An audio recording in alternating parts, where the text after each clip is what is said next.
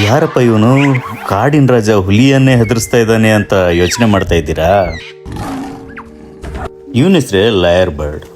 ಕನ್ನಡದಲ್ಲಿ ಮಿಮಿಕ್ರಿ ಹಕ್ಕಿ ಅಂತ ಕರೀತಾರೆ. ಇವನ್ ಸ್ಪೆಷಾಲಿಟಿ ಏನಂದ್ರೆ ಇವನು ಒಂದು ಬಾರಿ ಯಾವ ಶಬ್ದವನ್ನು ಕೇಳ್ತಾನೋ ಆ ಶಬ್ದವನ್ನು ಅದೇ ರೀತಿಯಲ್ಲಿ ಅನುಕರಣೆ ಮಾಡಿಬಿಡ್ತಾನೆ. ಒಂಥರ ಮಿಮಿಕ್ರಿ ಆರ್ಟಿಸ್ಟೇ ಅಂತ ತಿಳ್ಕೊಳ್ಳಿ.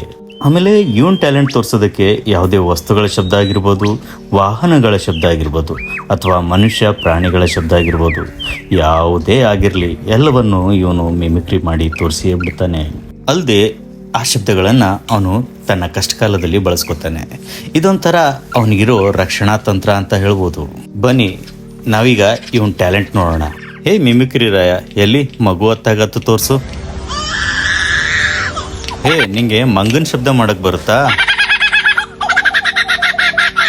ಸೂಪರ್, ಅದನ್ನೇನು ಯಾರು ಬೇಕಾದ್ರೂ ಮಾಡ್ತಾರೆ. ನಂಗೆ ಲೇಸರ್ ಸೌಂಡ್ ಕೇಳಿಸು. ಹುಲಿ ಎದುರಿಸ್ದಾಗಲ್ಲ, ಎಲ್ಲಿ ಕಳ್ರನೊಮ್ಮೆ ಹೆದರ್ಸ್ ತೋರಿಸು. ನೀನು ಅದೆಷ್ಟೋ ಫೋಟೋಗಳಿಗೆ ಪೋಸ್ ಕೊಟ್ಟು ಮಾಡಲ್ ಆಗಿದೆಯಾ, ಅದು ನಮಗೂ ಗೊತ್ತು. ನಿನಗೆ ಆ ಕ್ಯಾಮ್ರಾ ಸೌಂಡ್ ಗೊತ್ತಾ?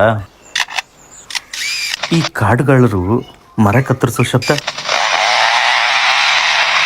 ಮೆಚ್ಚಿದೆ ಕಣೋ ಪುಟಾಣಿ ಮಿಮಿಕ್ರಿ ಹಾಕಿ. ಅಂದಾಗೆ ನನಗೆ ಇನ್ನೊಂದು ಡೌಟು, ನಿನ್ಗೆ ಯಾಕೆ ಎಲ್ಲರೂ ಲಯರ್ ಬರ್ಡ್ ಅಂತ ಕರೀತಾರೆ? ಹೋಗ್ಲಿ, ನಿಮ್ಗೇನಾದ್ರೂ ಗೊತ್ತಾ?